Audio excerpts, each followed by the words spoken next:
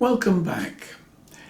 In the last video about these little Edifier speakers, I said that I would give you a design for a crossover that I'm fairly confident that just about anybody can add to these speakers. If you haven't seen the original video, I suggest you do, firstly because you'll know what I'm talking about, but very basically we're adding a few components to the crossover to get rid of some of the cone breakup on this bass mid-range unit, and it comes through as a very horrible peaky resonance. It's hard to define actually, but if I had $50,000 I'd buy a piece of Tesla gear that would show you exactly. But it's the problem is all the frequencies are thrown at the bass unit and the cone breaks up at higher frequencies. So all we're going to do is remove those high frequencies from the bass mid-range unit. Now, I did mention previously that the high frequencies are up by about 3 dB. Changing the crossover frequency won't really help with that, so we're going to put a resistor in series with the tweeter end of about 2 ohms, which will just take the overall level down. Now, it's partly to compensate for the fact that I did mention to you before that this thing has tons and tons of unnecessary EQ. It's basically this shape, the frequency response. It's got no mid-range, lots of tizzy treble, and ridiculous amounts of bass lift, and it's just to make it sound popular. And if you're going to use it for video games or something not very critical, you don't even have to do this, because the changes that I'm going to propose are quite subtle. We're never going to make this sound like an expensive speaker. It simply won't. But we can make it sound better by getting rid of some of the, it's absolutely, I was going to say it's a rude word then, but it's raining quite heavily at the moment, I'm sure you can hear it. This little crossover, it's basically 2 or 3 components, and to make life easier, I'm going to show you how to get one of these, and it's basically a pre-made crossover that we're going to modify slightly to work with this. Now, this comes from AliExpress and is quite low cost, and it's really for the person that really can't get their hands on coils, and I'm not proposing to show you how to wind a coil, because that's way outside the realms of the average person. So buying a pair of these, that's for one speaker, and a few modifications. I can hardly hear myself speak at the moment. It's absolutely tipping down outside. This is our basic circuit. This is the bass unit, this is the tweeter. One of the negative of each goes to the earth terminal. This is the input, and the first thing we have is this 220 microfarad 50 volt non-polarized electrolytic. This is here to limit the overall bass going through this, or the turnover frequency, because we don't want 40 or 50 hertz trying to get to the speaker. It just simply overloads it. So we limit the bass response here with that capacitor. Now, it's most important that we have a non-polarized capacitor. You cannot use a standard electrolytic. Followed up by a 31 millihenries choke. This particular one is on a ferrite core. Looking at the tweeter, now the tweeter already has a 3.3 microfarad electrolytic non-polarized fitted to the speaker as standard. Now we still want that, but we don't want it to be electrolytic. Here we have to have an electrolytic because the capacitor would cost more than the loudspeaker if it was a standard poly or something like that. But in the tweeter, it's desirable not to use an electrolytic. But if you still want to retain it, fine. But again, that's a non-polarized. We also have a 2 ohm resistor, which takes the sensitivity and the fact that the speaker has EQ down a couple of dB. Now we have to modify the printed circuit board if you choose to use this, and I'm going to show you what to do next. Now this is the board you can get from AliExpress or eBay. I'll give you a link in the description. These are only about $5 or $6 New Zealand, and a pair of these are almost perfect because it saves you having to do any design with the coil or anything like that, and the main components are already here.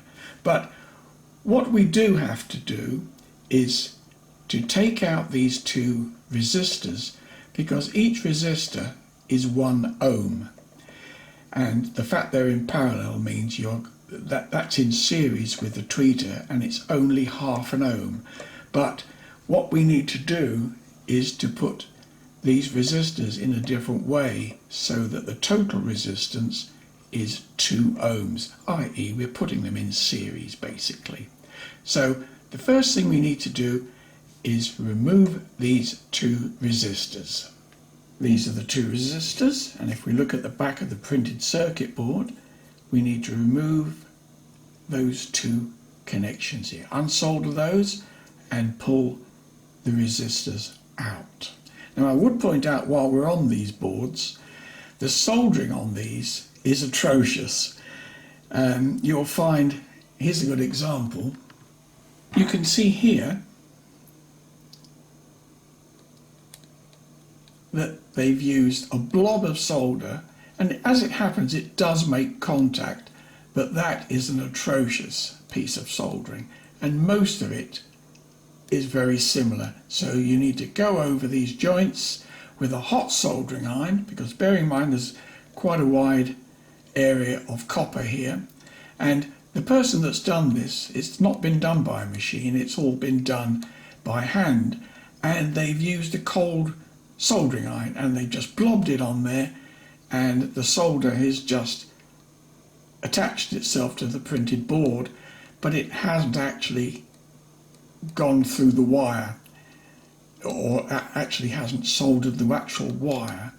So you need to do the job properly for them. Right, I've removed the 2 resistors and I've temporarily taped them together like this. And these were the 4 connections underneath, and you can see here I've bent the terminal from here and here so that they join together. And what we need to do now is just solder that together. The wires are just long enough so you don't need any extra reinforcing or anything like that. Right, you can see that soldered together. So now effectively the resistors are in series. The signal will come in here, come out here, go over to here, and come out here, and that's what we're going to do. I'm going to remove the tape now because we don't need that anymore. And it's quite sturdy as it is, but once these are soldered in, you won't need to do anything else with it. I suppose you could always put a little bit of glue on there if you really wanted to, but there's no need to. So let's put this back in the board. Well, I've pushed the resistors back through the holes, and if we turn it over, hopefully you'll be able to see from this angle that there is one of the wires sticking through, and there's the other one, and of course there's nothing in this hole or that hole. So we're going to solder that back on, and that's that job done. Now you may wonder why there are 2 capacitors here when we only want 1, and it's simply because they are 2 lower value capacitors, but they're in parallel, so we do end up with the correct capacitance, so we don't have to do anything there at all. Now for some reason or other there's a little resistor on here. I have no idea why that's there. You can either leave it there or just cut it off. I can't see any purpose of that whatsoever. So when in doubt, snip it out. There we go, that's got rid of that. Now the only other component on here which we don't strictly need, particularly as this is only going to be fed from the internal amplifier, so we're not going to have too much power, but that's just basically in series with the tweeter in case you overload it. But it's there and it won't do any harm at all, so leave it or take it out. If you take it out you'll have to short the link over here because it's in series with the tweeter, but it has no insertion loss, so leave it there. It won't do any harm whatsoever. Just to identify the other components, this is the main electrolytic that's in series with the base unit, and that's the inductor that's in series with the base unit. Looking at the back, this is the input, and it's labelled at the front, positive and negative. And these other leads are to go to the tweeter and base unit. And once again, they are clearly labelled, and the positive and the negative is clearly labelled as well. So you do need to observe those. The next thing we need to do is to take out the two drive units. Now you'll need two Allen keys for this. The smallest one, unfortunately they're both different sizes. This is a 2.5mm one for the tweeter and a 3mm one for the base unit. Now this is the best way I've found to remove the screws. The screws on the tweeter are fairly easy to remove, but the screws on the base unit are very tight, and what you don't want to do is to slip and go through the cone. Now I've done it in the past, admittedly many years ago, but you don't want to do that because it's the end of your speaker. Because the chance of getting replacement drive units, you might as well stop at this stage and throw them straight in the e-waste. So take the speaker on the edge of the cab, on the edge of the bench, so you can get access to the screws like this. Don't be tempted to do it like that, because if you slip, you go through the cone, and as I said, goodbye. Ignore these bits of wire, by the way. This is because I was doing tests with various crossovers built in, and that was the easiest way to get wires out. So you won't have that, ignore that. Next thing we need to do is to remove these terminals from each of the bass and treble wire. Instant action. I've already done this one. So take the terminals off, strip the ends and tin them. This is the tweeter, and the red wire that came with it is the positive. So I've just marked it on the back of the magnet so I know. For some reason or other, the little capacitor on here, they've put in the negative lead. Now, it doesn't really matter because at the end of the day, it's AC anyway. But we don't want this capacitor, so you can either remove it or we need to take off both the wires. But don't forget, that is the live, because the wire coming in here goes to that terminal, that goes to that terminal, which isn't connected to the speaker, and it goes through the capacitor to here. So that's where we're going to connect our new wires. At this stage, put the tweeter to one side temporarily. Now this is the base unit, and these are the wires that come from the terminals on the back of the cabinet. We need to remove all of these as we won't be connecting it to there. Now don't forget to mark the speaker plus and minus. Red is plus, because otherwise you could end up getting them out of phase, and you don't want to do that. I've taken the wires from the back of the cabinet, slightly twisted them just so that it's neat, and they go in to the terminals here. The positive is clearly marked. I've pushed the wire through and soldered it on that copper point there, and the same with the negative wire.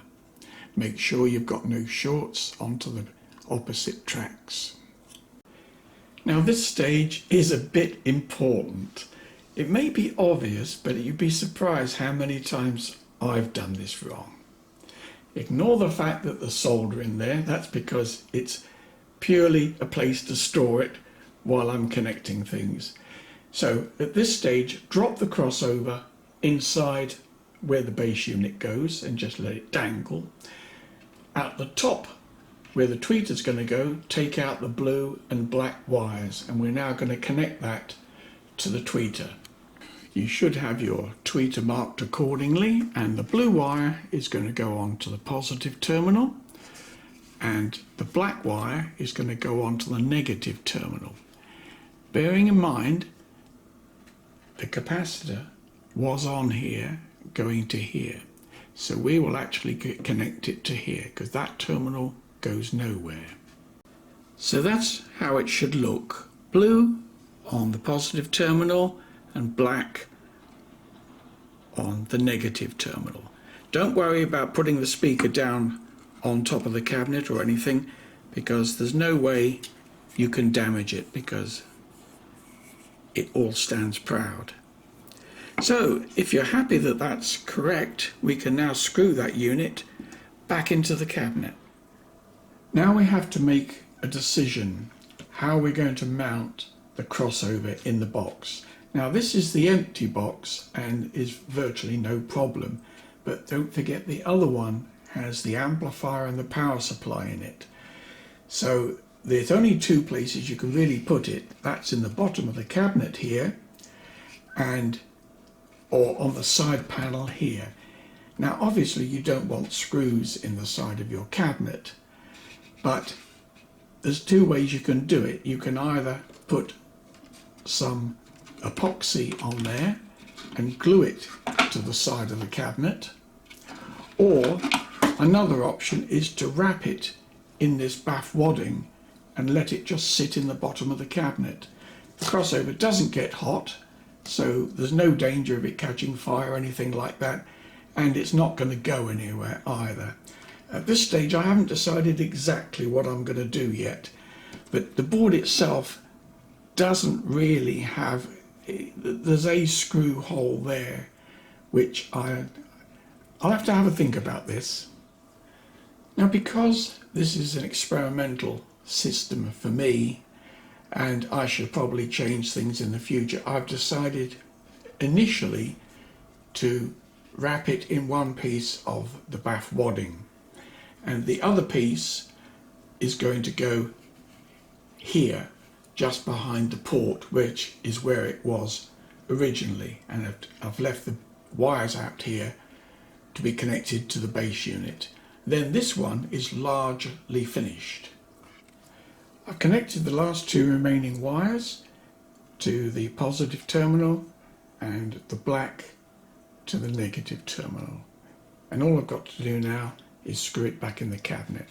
There's the crossover, and it really isn't going to go anywhere. But if you're going to use these yourself permanently, I would suggest you either glue it or screw it to the base. And there is one small hole in the crossover, so you could put a screw through the bottom of the cabinet and put a nut on there and it would secure it fairly well. But that's your choice. That's largely the job finished. All that remains is to test it, and I hope you find the improvements justify the time spent on it.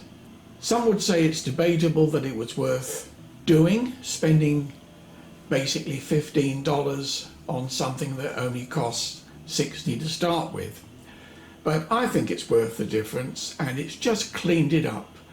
And when you come to use this, make sure you have the bass control on the back of the speaker set in the central or the naught position.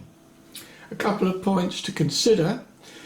If you still find it a little over bright, you can always add another couple of ohms, subject to experiment, in series with the tweeter. It's easy to change or to put a resistor in series with the tweeter if you wish.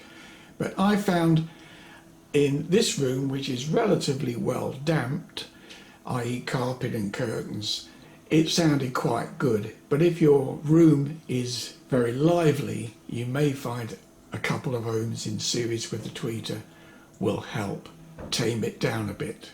If you mess about with a speaker like this, you've effectively destroyed any manufacturer's warranty that you had. So be aware of that.